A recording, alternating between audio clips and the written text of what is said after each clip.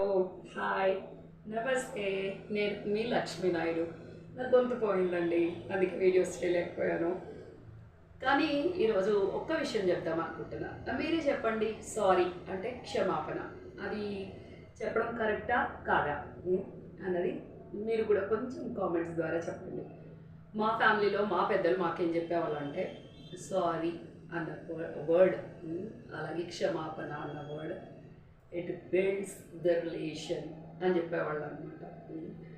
ఎందుకు అంటారా, ఫ్యామిలీలో కానీ, ఫ్రెండ్స్ కానీ, నేబర్స్ కానీ, లేదు అని అంటే వర్క్ ప్లేస్లో కానీ, ఎక్కడైనా సరే మన తప్పున్నా లేకపోయినా ఒక్క క్షమాపణ చెప్పామనుకోండి, దట్ రిలేషన్ విల్ కంటిన్యూ. అవును కదా. అలానే క్షమాపణ చెప్పామని మన తప్పు ఉంది కాబట్టి క్షమాపణ చెప్పాము అని వాళ్ళు అనుకుంటే మనం ఏం చేయలేము. But if you want them, తప్పులేదు అని చెప్పేవాళ్ళు. అంతేకాకుండా కొన్ని పరిస్థితుల్లో మనకు కావాల్సిన వాళ్ళని కాదు అనుకోకుండా తప్పు జరిగిపోతుంటుంది. కానీ నేను నా చిన్నప్పటి నుంచి చూస్తున్నాను, ఇప్పటికీ కూడా పేరెంట్స్ ముఖ్యంగా వాళ్ళ పిల్లలు ఇంత ఉంటారనమాట. హార్డ్లీ మాటలు కూడా సరిగ్గా రావు, చిన్నగా ముద్దుగా మాట్లాడే ఏజ్.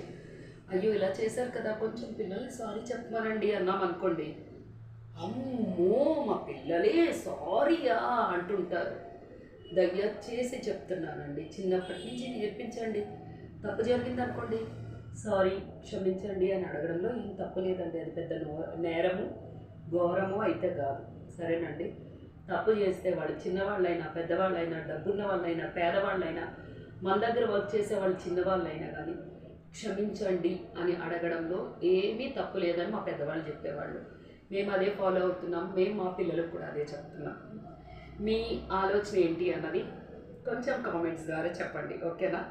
అంతేకాదు, సారీ అని చెప్పడం వల్ల ఏంటంటే, మనం తప్పు చేసామా కాబట్టి సారీ చెప్పారు అని అనుకోవడం కూడా పొరపాటు. సమ్టైమ్స్ దే వాంట్ దెమ్, వాళ్ళని కావాలనుకుంటున్నాము అనుకున్నప్పుడు కూడా సారీ చెప్తారు, ఓకేనా?